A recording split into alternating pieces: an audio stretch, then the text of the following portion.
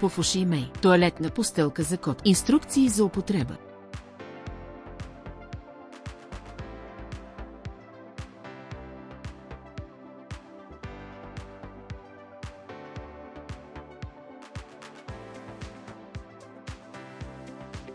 Стъпка 1. Напълнете чиста, празна котешка тоалетна тава с 5-6 см тоалетна постелка за котки Пуфуши Мей.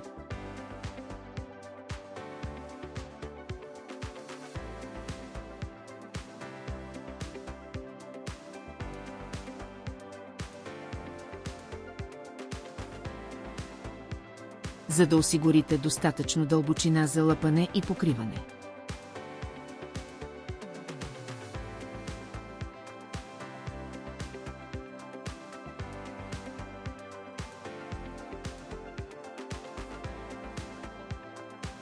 Стъпка 2. Постелка за котки образува твърди като скала бучки в контакт с урината и елиминира миризмите. Ежедневно отстранявайте бучките и твърдите отпадъци, като лопачка за котешки тоалети, за да запазите останалата постелка за котки свежа. Стъпка 3.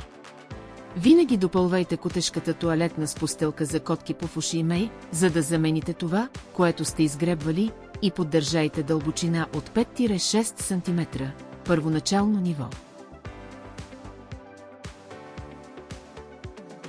Стъпка 4. Изхвърляте използваната тоалетна постелка за котки в кошчето. Не промивайте и не поставяйте в каналове тоалетна, за да избегнете блокиране на тръбопровода. Стъпка 5.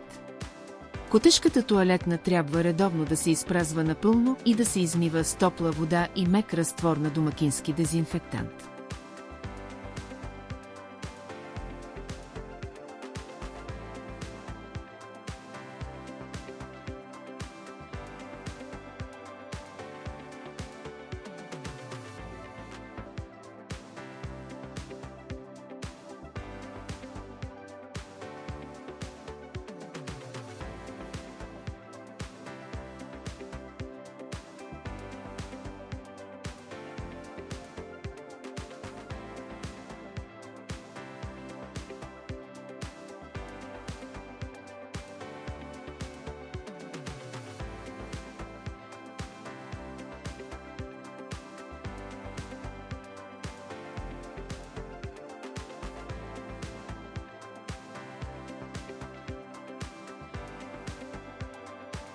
Купете Пуфуши Мей днес.